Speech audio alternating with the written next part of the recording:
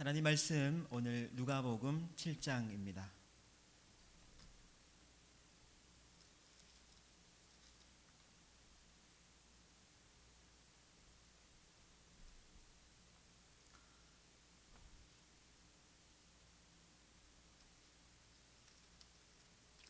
누가복음 7장 오늘 1절부터 10절까지 말씀만 함께 보시겠습니다. 누가복음 7장 1절부터 10절입니다.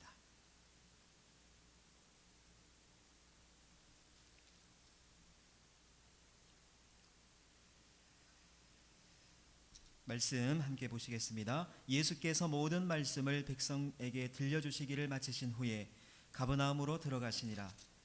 어떤 백부장의 사랑하는 종이 병들어 죽게 되었더니 예수의 소문을 듣고 유대인의 장로 몇 사람을 예수께 보내어 오셔서 그 종을 구해 주시기를 청한지라. 이에 그들이 예수께 나와 간절히 구하여 이르되 이 일을 하시는 것이 이 사람에게는 합당하니이다.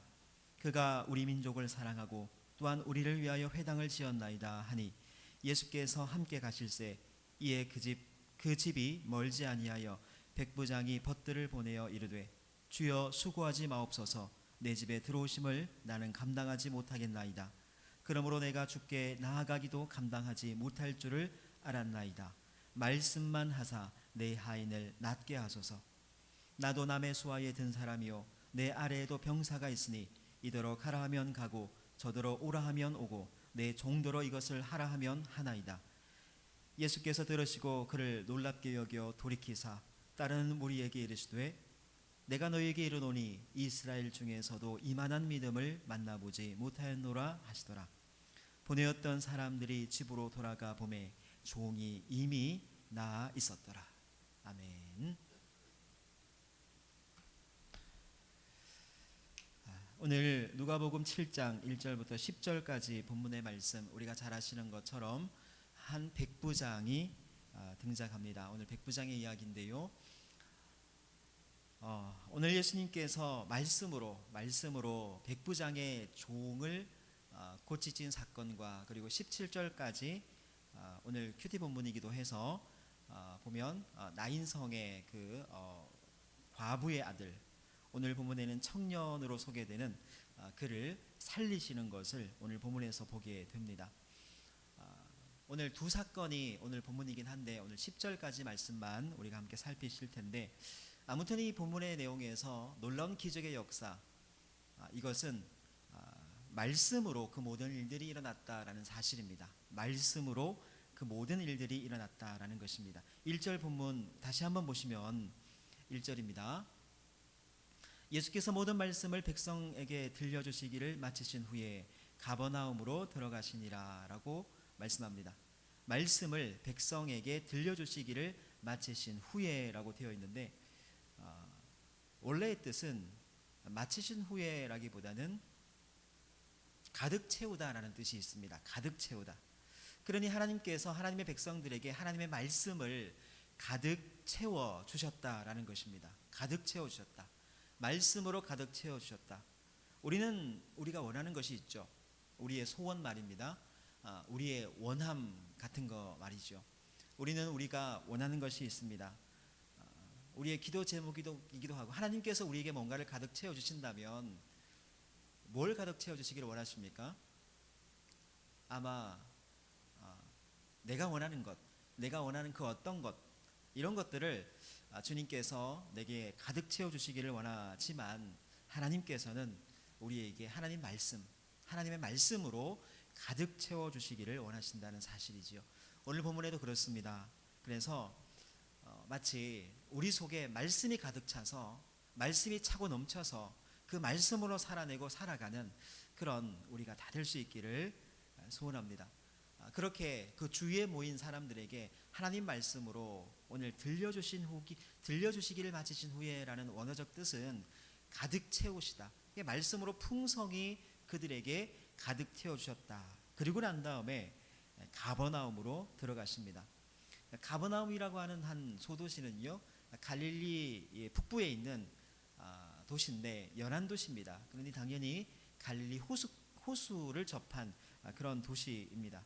이 가버나움이라고 하는 도시는 종종 성경에 또 예수님의 사역 가운데 등장하고 있는 것은 마치 예수님께서 여러 가지 메시아의 사역, 예수님의 사역을 하시면서 가버나움을 마치 사역의 어떤 허브, 센터처럼 이렇게 가버나움이라는 그 지역 그리고 그 도시를 활용하셨습니다.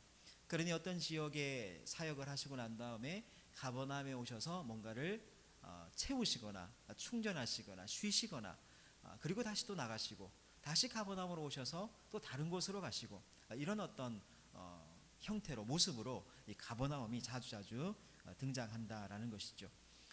오늘 소개되고 있는 이 가버나움에는 군대도 거기에 주둔했던 것 같습니다. 그래서 오늘 백부장이 등장하고 있는데 2절 3절에서 그렇게 말씀하고 있죠. 백부장은 우리가 아시는 것처럼 군인입니다. 이 백부장이라고 해서 딱 그 군인이 100명이 되는 것은 아닙니다.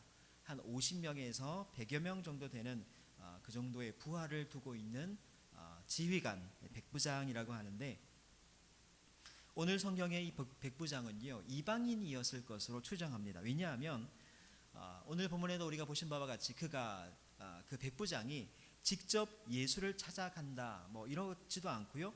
또 우리가 나중에 또 알겠지만 우리가 본문에서 우리가 보셨겠지만 예수님께서 내 집에 들어오는 것을 내가 감당하지 못하겠나이다 이렇게 뭐 여러 가지 어떤 정황들을 볼 때 이 사람은 유대인이 아니라 이방인이었을 것이다 이렇게 추정하고요. 또 그것이 분명해 보입니다. 그리고 사도행전 10장에 보면, 사도행전도 역시 누가가 썼잖아요. 그러니까 이 사도행전 10장에 보면 고넬료의 집에 베드로가 감으로써 상징적으로는 이방 선교가, 이방인에 대한 선교가 시작된다 우리가 그렇게 알고 있죠. 그런데 오늘 예수님께서 어떤 면에서는 오늘 이 백부장이 이방인이기도 해서 예수님께서 이방 선교회, 이방 선교회 지금 문을 열고 계신다 그렇게 우리가 알 수도 있습니다. 사도행전을 통해서 누가가 또 베드로를 통해서 고넬료의 집을 통해서 그렇게 이방 선교의 문을 열고도 있지만 동일하게 오늘 누가복음, 동일한 저자니까 누가복음을 통해서 예수님께서 직접 또 예수님께서 친히 이방 선교의 문을 열고 계신다 그렇게 아마 누가는 사도행전과 누가복음을 쓰고 있는 이 누가는 아마 그렇게 생각하고 또 그렇게 정리하면서 오늘 이 누가복음을 쓰고 있기도 합니다.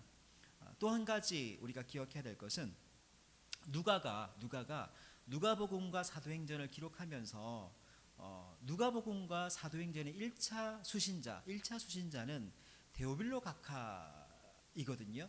그래서 사도행전도 그렇지만 시작하면서 데오빌로 각하여 이렇게 이제 시작하면서 데오빌로 각하에게 보낸 편지글입니다.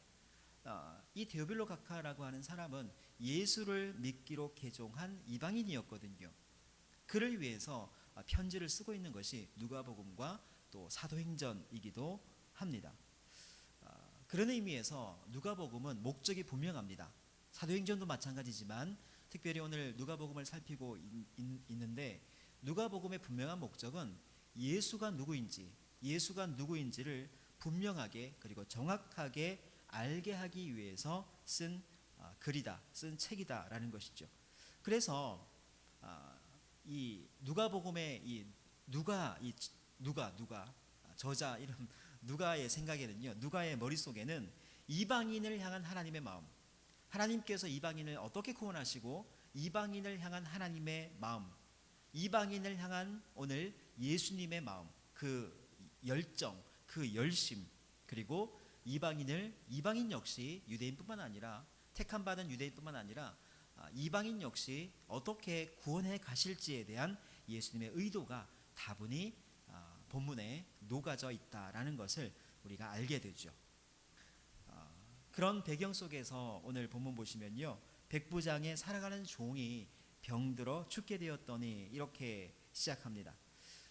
그런데 여러분, 이 본문에서 이 구절에서 조금 질문이 생기지 않습니까? 백부장의 사랑하는 종, 일반적이지 않습니다. 백부장이 사랑하는 종, 뭐 사랑할 수도 있겠지만 표현이 좀 그렇잖아요. 백부장이 사랑하는 종, 백부장이 왜 종을 사랑할까요? 물론 사랑할 수도 있겠지만 오늘 여기에 표현은 그 종을 귀중히 여긴다, 소중히 여긴다. 어떻게 보면 우리가 사실 그리스도인의 사명은 사랑을 실천하는 거잖아요. 예수님의 사랑을 전하고 그 사랑으로 살아가고 그 사랑을 전하면서 살아가는 것일 텐데, 그러니까 모든 것이 사랑으로부터 시작될 것인데, 오늘 이 백부장의 사랑하는 종이라고 표현하는 것은 이 백부장이 믿음을 가지고 있었고 또 하나님 말씀 안에서 종을 대할 때 귀중히 여길 뿐만 아니라 사랑하는 마음으로 그를 오늘 보살피고 있다, 이런 의미를 우리가 생각할 수가 있습니다. 그리고 또 종을 또 귀하게 여기는 것도 일반적이진 않죠. 다 그렇습니까? 모든 주인이 모든 종을 귀하게 여기고 사랑합니까?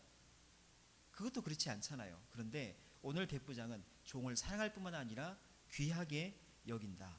그리고 그 종이 병들었는데 이 종의 병을 낫게 하기 위해서 예수님을 초청하기로 하고 있어요.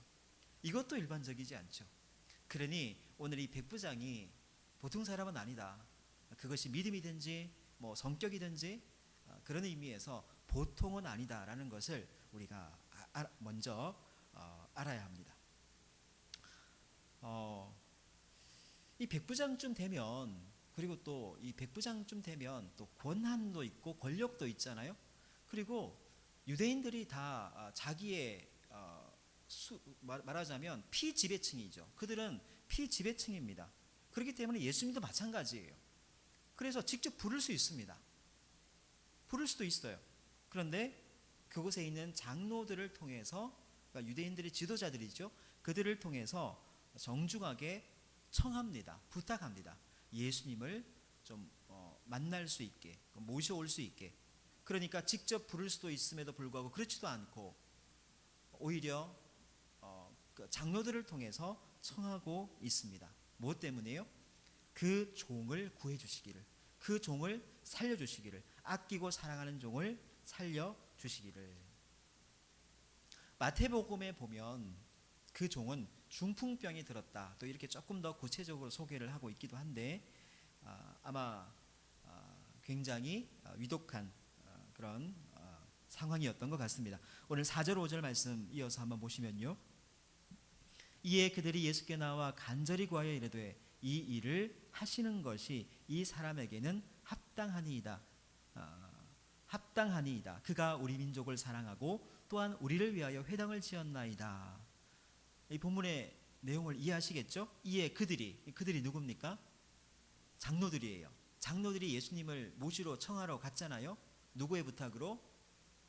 백부장의 부탁으로 갔어요.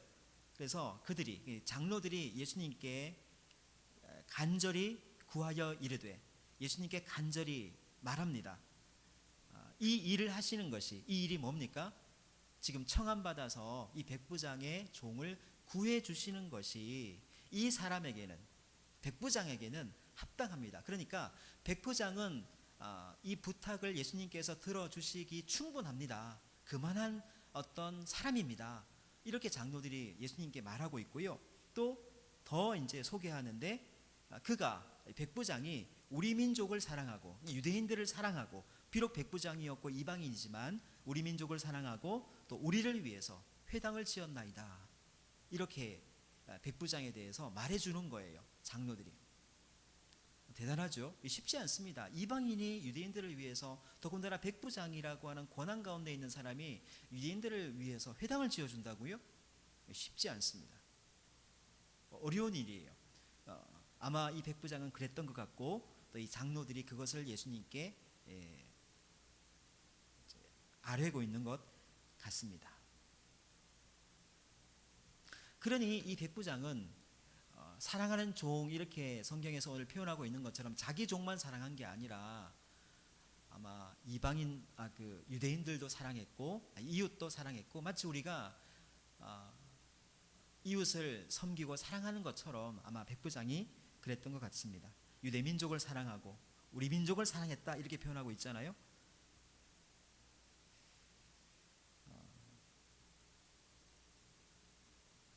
그래서 이방인인 백부장이 우리 유대 민족을 사랑했다, 사랑하고 있습니다. 사랑해주고 있습니다. 이 회당도 지어주고 있습니다. 주어졌습니다. 이렇게 유대의 장로들이 예수님께 이 백부장에 대해서 소개해 주는 겁니다. 이 장로들의 마치 고백 같은 것이죠. 그렇기 때문에 여러분, 예수님 저 백부장의 부탁을, 저 백부장의 소원을 꼭 들어주셔야 합니다. 도와주셔야 합니다. 도와주는 게 합당합니다. 도와주십시오. 이렇게 지금 이야기가 전개되고 있는 거예요. 흐르고 있는 거예요. 그래서 6절 8절 말씀 보시면, 예수께서 함께 가실새 이에 그 집이 멀지 아니하여 백부장이 벗들을 보내어 이르되 주여 수고하지 마옵소서, 내 집에 들어오심을 나는 감당하지 못하겠나이다. 그러므로 내가 주께 나아가기도 감당하지 못할 줄을 알았나이다. 말씀만 하사 내 하인을 낫게 하소서. 나도 남의 수하에 든 사람이요 내 아래에도 병사가 있으니 이대로 가라 하면 가고 저더러 오라 하면 오고 내 종들어 이것을 하라 하면 하나이다. 그렇게 해서 예수님이 거의 백부장의 집에 다 왔는데, 백부장이 친구들을 그 길목에 예수님이 오시는 거기 앞서 보내가지고 오지 마십시오. 우리 집에 예수님이 들어오는 것은 합당하지 않습니다.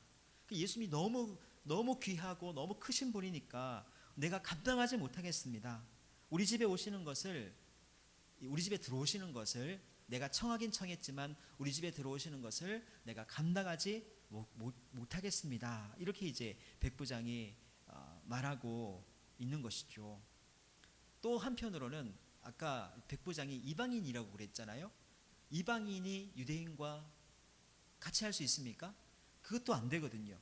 유대인이 이방인의 집에 들어가는 것을 너무나 혐오했고 같이 상을 마주할 수도 없었고, 이런 것을 이 백부장도 너무나 잘 알고 있었기 때문에 내가 예수님을 우리 집에 청한 것은 예수님 입장에서는 너무너무 무리하고 또 어떤 어려운 부탁인 것을 알기 때문에 어떤 그 문화적 또 정서적 또 전통적 이런 것들 때문에도 그렇고, 그래서 예수님 우리 집에 들어오지 마십시오 그렇게 또 말하고 있는 거기도 합니다. 그리고는 어떻게 합니까? 말씀만 하십시오. 말씀만 하셔도 내 종이 낫겠습니다. 이렇게 백부장이 말하고 있는 겁니다. 여러분, 예수님 말씀만으로 고칠 수 있습니까? 고칠 수 있겠습니까? 있으시겠습니까? 그러나 오늘 백부장은 그 믿음으로 그 고백을 하고 있는 거예요. 예수님은 말씀만 하셔도 내 종이 낫겠습니다. 그렇게 지금 고백하고 있는 거예요. 그 근거가 또 있어요. 이 백부장이 말하잖아요. 저도 부하가 있어요. 저도 명령만 하면 그들이 다 복종해요.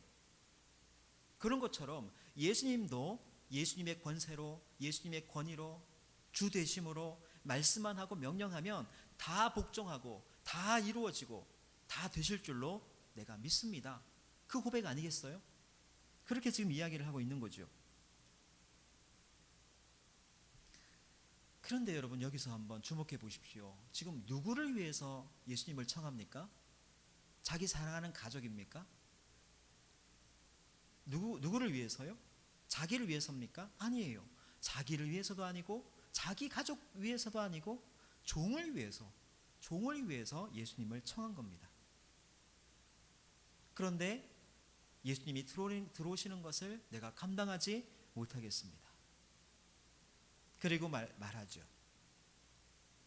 말씀만 하십시오. 예수님 말씀만 하세요. 말씀만 하십시오. 여러분 한번 속으로 따라해 보십시오. 말씀만 하십시오. 예수님 말씀만 하십시오. 말씀만. 그래서 9절 10절 예수님께서 말씀하세요. 예수께서 들으시고 그를 놀랍게 여겨 돌이키사, 여기서 돌이키사라는 것은 따르는 무리들에게 돌이키셔서 말씀하는 거예요. 그를, 백부장을 놀랍게 여기시고요, 돌이키사 따르는 무리에게 말씀하시는데, 내가 너에게 이르노니 이스라엘 중에 이만한 믿음을 내가 보지를 못했다. 이만한 믿음을 내가 만나보지를 못했다. 이렇게 말씀하시는 거예요. 같이 따르는 무리에게 이 말씀을 하시는 거죠. 그리고 보내었던 사람들이 집으로 돌아가 보매, 이 보내었던 사람이 누굽니까? 장로들이잖아요. 보내었던. 아니면 앞서서 예수님 우리 집에 청하기를 오시기를 감당하지 못하겠습니다. 미리 이제 백부장의 친구들을 보냈다고 하잖아요. 또 그들일 수도 있고요. 보냈던 사람들이 다시 집으로 돌아가 보니까, 그 백부장의 집으로 돌아가 보니까 종이 이미 나아 있었더라. 이렇게 성경은 말씀하고 있습니다. 여러분, 지금 현장에 누가 있습니까? 그러니까 예수님이 계시는 그 자리에 지금 누가 있어요? 예수님은 그 집에 안 갔습니다. 그 백부장도 오시기를 감당하지 못하겠습니다 했고, 지금 예수님께서 지금 이 시점의 현장에 누가 지금 있습니까? 같이 누가 있어요? 제자들, 예수님을 따라왔던 제자들, 그리고 예수님을 청하러 왔던 장로들, 그렇게 아마 주변에 있었겠죠. 그리고 그들 가운데 말씀하고 있는 거예요. 그러니까 오늘 9절 10절의 말씀이 간단하게 말씀드리면 무슨 말이냐면, 따르는 무리에게 이르시되 그랬잖아요. 따르는 무리, 제자들과 장로들, 그들, 아니면 또 주위의 백성들도 있었겠죠. 그들에게 9절 10절의 내용인데, 이걸 간단하게 말하면 이거예요. 이게 믿음이야 라고 말씀하시는 거예요. 이게 믿음이야. 이게 믿음이라고 하는 것은 이런 거야. 이걸 지금 말씀하고 있는 겁니다. 그게 9절 10절이에요. 그리고 내가 도대체 이만한 믿음을 본 적이 없다. 그죠? 그렇죠. 이게 믿음이야. 따르는 무리에게 말씀하고 있는 겁니다. 그런데 여러분, 그러면 뭐가 믿음입니까? 이 본문 내용을 우리가 다 한번 분해해 봤어요. 뭐가 믿음입니까? 예수님께서 따르는 무리에게 이런 게 믿음이야, 이게 믿음이야. 그게 9절 10절이거든요. 근데 우리 이제 우리가 생각해야 돼요. 우리가 생각해 봐야 돼요. 그럼 뭐가 믿음입니까? 뭐가 믿음? 백부장을 두고서 이게 믿음이야 그랬으니까 백부장을 주목하면 되겠죠. 백부장, 종을 사랑했습니다. 자기는 이방인이지만 유대민족을 사랑했어요. 사랑하는 게 믿음입니다. 그렇게 우리가 알 수 있겠죠. 그리고 사랑할 가치가 없는 사람을 사랑하는 것도 믿음입니다. 종은 사랑할 가치까지는 없어요. 부리면 되는 거예요. 근데 사랑할 가치가 없는 사람까지 사랑하는 게 믿음이에요. 그리고 어떤 면에서는 배려하는 것도 믿음입니다. 예수님의 불편함, 그러니까 예수님은 유대인이시고 이방인의 집에 오는 것이 여러 가지로 어떤 분란이 있을 수도 있고, 예수님의 마음에 불편할 수도 있고, 다른 사람의 시선에도 불편할 수도 있고, 이런 것들까지도 다 감안해서 사람을 먼저 보내고 이렇게 하는 이런 것도 믿음이라고 할 수 있죠. 그리고 가장 핵심 뭡니까? 가장 핵심, 말씀만 있다면 된다는 거예요. 말씀만 있으면 됩니다, 이거잖아요 결국은. 그러니 말씀만 있으면 됩니다. 이 말씀이 또 가장 믿음의 핵심이죠. 자, 이제 우리가 다 살펴봤습니다. 그리고 다 주목해봤어요. 그리고 생각해봤어요. 오늘 이 백부장의 믿음에 대해서. 예수님께서 안수하시고 와서 붙들고 흔들고 기도해 주시고 다 필요 없습니다. 말씀만 하시면 됩니다. 그 말씀에 뭐가 있습니까? 주님의 권세, 하나님의 권세가 있죠. 창조의 능력이 있죠. 그것을 백부장은 믿었고, 그것을 의지했고, 그것을 붙드는 겁니다. 그것이 오늘의 본문 내용의 중심을 흐르고 있는 거예요. 말씀으로 모든 것을 고치시고 치유하시고 인도하시고 붙드시는 그 예수님의 권세와 능력을 백부장은 알았습니다. 믿었습니다. 그것을 알고 그것을 깨달았으면 여러분 다 한 거죠. 다 알았습니다. 다 깨달은 거죠. 근데 깨닫는 것과 아는 것은 다릅니다. 깨닫는 것과 아는 것은 달라요. 아는 것은요, 아는 것은 안다면 살아가기를 시작해야 돼요. 아는 것으로 살아가기를 시작해야 돼요. 그리고 살아가기를 시작한다면 그 삶의 자리에서 그 안 것을 살아내는 것, 이것이 깨달은 자의 모습이에요. 살아가기를 시작해서 살아내는 것. 오늘 백부장을 생각해 보세요. 예수님이 주이신 것을 알았어요. 그리고 예수님이 오시고 예수님이 말씀만 하셔도 고치실 거다라는 것을 알았어요. 알고만 있었나요? 그 알고 있는 것으로 살아내었죠. 근데 그 살아내는 것도 아주 배려하고 뭐랄까요? 겸손으로 모든 것을 다 갖추고 품격까지 갖추고 예수님을 청합니다. 장로를 보내고 장로들을 청해서 장로들을 통해서 청하기를 요청하고, 그리고 우리 집에 오시기를 제가 감당치 못하겠습니다. 친구들을 미리 보내가지고 예수님께서 말씀만 하셔도 낫겠습니다.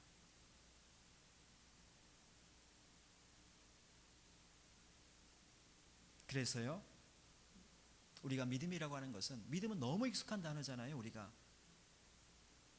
믿음이라고 하는 것은 하나님 앞에서 말씀을 존귀히, 말씀을 귀히 여기는 것과, 그리고 말씀을 아는 것과 중요한 그 다음이 있습니다.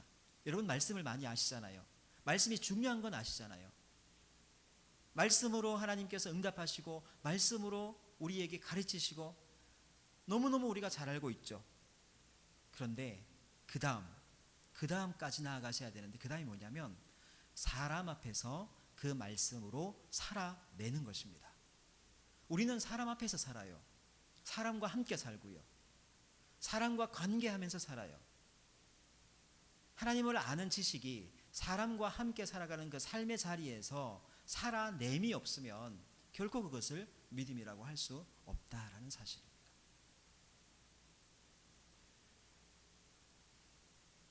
그래서 오늘 이 복음서는 아까 시작하면서 말씀드렸던 것처럼 이 누가복음의 1차 독자가 누구냐면 데오빌로, 이방인이라고 하는, 이방인인 데오빌로 각하라고 하는 그에게 누가복음을 쓰고 있으면서 누가는요, 오늘 본문을 통해서 결국 그 편지 수신자에게 뭘 말하고 싶냐면 이방인도 이런 믿음이 있습니다. 이방인도. 그리고 예수님께서 칭찬하시는 믿음이 있습니다. 이방인도. 이스라엘 중에 이만한 믿음을 본 적이 없다라고 하고 있는 주인공이 유대인이 아니에요. 이방인이에요. 이방인도 이런 믿음을 가지고 있는 사람이 있습니다. 그렇기 때문에 그 편지의 수신자 데오빌로 각하여 당신도 이런 믿음 가지시기를 제가 간절히 소망합니다. 간절히 원합니다. 이런 뜻으로 지금 누가복음을 쓰고 있는 거거든요. 그렇지 않겠습니까? 편지를 쓰고 있는, 또 보내고자 하는 받을 수신자에게 오늘 이 본문의 내용이 전달될 거니까 우리는 성경으로 말씀으로 보고 있지만요. 그리고 10절, 보내었던 사람들이 집으로 돌아가 보매 종이 이미 나아 있더라. 예수님이 안수했습니까? 표면적으로는 아무것도 하지 않으셨어요. 근데 무슨 일이 일어났습니까? 예수님께서는 백부장의 간구를 들으셨어요. 들었습니다. 백부장이 무엇을 원하시는지를 아셨어요. 그리고 하나님께서 뜻하시면 이루시는 겁니다. 거기에 어떤 방법도 상관없습니다. 하나님이 뜻하시면 이루시는 겁니다. 그게 전부예요.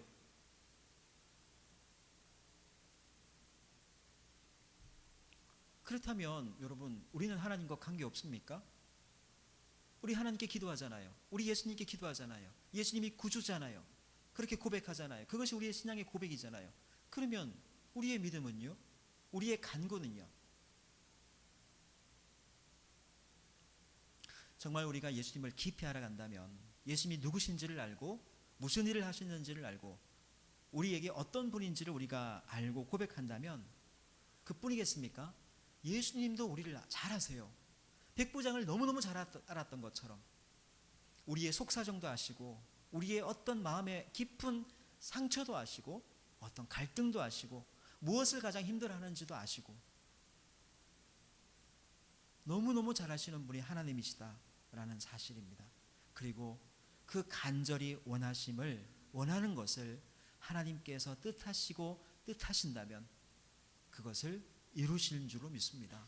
이루세요. 그 자리에 우리가 서 있는 겁니다. 백부장의 그 자리에 우리가 서 있는 거예요. 이게 문제는 뭡니까? 우리의 믿음입니다.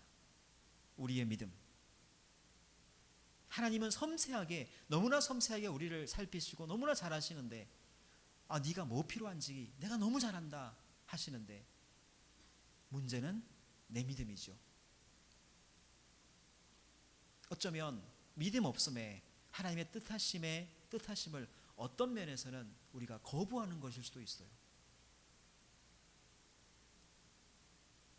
중요한 것은 우리의 기도가, 우리의 소원이, 우리의 어떤 간구가 응답이 되든 응답이 되지 않든 우리의 믿음이 더 중요하다는 겁니다. 믿음이 더 중요해요. 아마 여러분 병이 낫는 것도 기적입니다. 그죠? 아니면 우리의 기도가 정말 힘든 어떤 상황에서의 기도의 응답이 이루어지는 것도 기적입니다. 그런데 더 큰 기적이 뭔지 아세요? 병이 있어도, 육신의 어떤 어려움이 있어도, 아니면 그 어떤 삶의 어떤 어려움이 있어도 그 어려움과 상관없이 살아가는 게 더 큰 기적입니다. 왜 상관없이 살아갈 수 있습니까? 그것이 믿음이죠. 하나님께서 함께 하시고 그것을 통해서 하나님의 뜻을 이루신다는 믿음의 고백으로 살아가는 것, 그게 더 큰 믿음이죠. 그래서 야고보서 1장 6절만 읽고 마치겠습니다. 야고보서 1장 6절 말씀 보시면 제가 읽어드릴게요. 오직 믿음으로 구하고 조금 더 의심하지 말라. 의심하는 자는 마치 바람에 밀려 요동하는 바다 물결 같으니 라고 말씀해요. 여러분, 기도의 응답이 더뎌도, 기도의 응답이 너무나 없어도 바람에 밀려 요동하는 바다 물결같이 되지 않기를 바랍니다. 요동치 않게 되기를 바랍니다. 그 말이죠.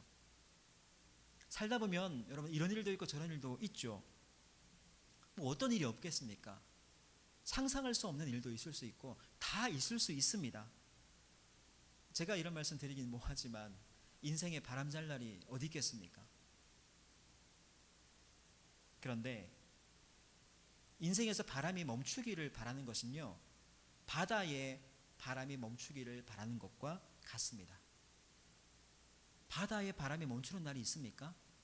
그러면 바다가 정말 얼음장같이 고요해야 되잖아요. 그런데 큰 파도든 잔잔한 파도든 언제나 바다는 그 파도가 있단 말이에요. 그러니까 인생에 바람이 없기를 바라는 것은 비상식이에요. 그렇기 때문에 인생에 고난이 없기를 기도하는 것은 어쩌면 맞지 않습니다. 아니면 그렇게 기도하기를 필요 없을 수도 있습니다. 왜냐하면 그게 결국은 하나님의 응답의 결과가 아니기 때문에 그렇습니다. 항상 그것이 아니기 때문에. 그래서 저 여러분이 주의 은혜로 그리스도인이 되었다는 것은, 하나님의 은혜로 그리스도인이 되었다는 것은 여전히 파도가 치는 바다 위에 있지만 요동치지 않는 것입니다. 요동치지 않는 것. 파도가 치는 바다 위에 있다는 것은 무슨 말입니까? 살다 보면 별일 다 있다는 말입니다. 살다 보면 이 일 저 일 다 있다는 말입니다. 그러나 요동치지 않는다. 요동하지 않는다.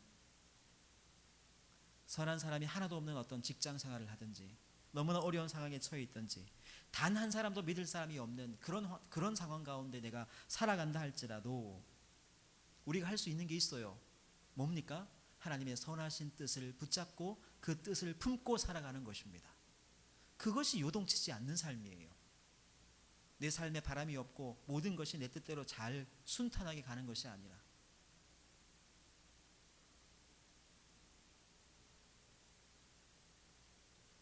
하나님의 열심이, 하나님의 뜻하심이 우리를 붙들고 계십니다. 저 여러분을 붙들고 계세요. 결코 놓지 않으세요. 그것이 우리의 믿음이죠. 그렇기 때문에 여러분, 우리는 오늘도 기적을 살아가고 있는 겁니다. 기적을. 그리고 저 여러분이 이 자리에 있고 기도할 수 있고 믿음의 신앙의 고백을 할 수 있다는 것 자체가 기적이에요. 그것이 기적의 결과입니다. 어떤 상황에서든지 하나님의 신실한 손이 여러분들을 붙들고 계시다는 사실을 잊지 마시고 믿음으로 일어서서 믿음으로 살아내시는 그런 여러분들의 삶 가운데 우리 주님께서 이만한 믿음을 보지 못했다, 그런 칭찬받는 믿음으로, 그리고 이미 나았더라 라고 말씀하고 있는 것처럼 이미 나았더라, 하나님께서 뜻하신 바, 하나님께서 응답하시는 그 세상 가운데 이미 나았더라, 여러분의 삶 가운데 이미 되었더라, 이미 나았더라, 그렇게 하나님의 뜻하심의 통로로 쓰임받는 그런 저 여러분들 다 될 수 있기를 간절히 소망합니다. 기도하겠습니다. 하나님 아버지, 감사합니다. 우리가 살아가는 이 길 위에 우리 주님께서 우리의 손, 우리의 인생길 붙들고 계심을 믿습니다. 우리의 인생에 작은 파도, 큰 파도, 작은 바람, 큰 바람, 그런 상황 가운데 있다 할지라도 우리는 말씀 위에 요동치지 않는 믿음으로 살아갈 수 있도록 도와주옵소서. 그것은 우리 주님을 붙드는 것입니다. 우리 주님의 놀라운 은혜를 우리가 붙들고 하나님께서 이루실 일들을 우리가 기대하며 살아가는 것이고, 나의 삶을 통해서 주님의 뜻하신 바를 이루시는 믿음의 통로로, 또한 하나님의 일하심의 통로로 쓰임받기를 소원하는 우리의 마음입니다. 그렇게 한 걸음 한 걸음 나아갈 때 하나님을 더욱더 알아가 믿음으로 살아내기에 부족함이 없는 우리 모두가 다 되게 하여 주옵소서. 감사하며 예수님의 이름으로 기도합니다. 아멘.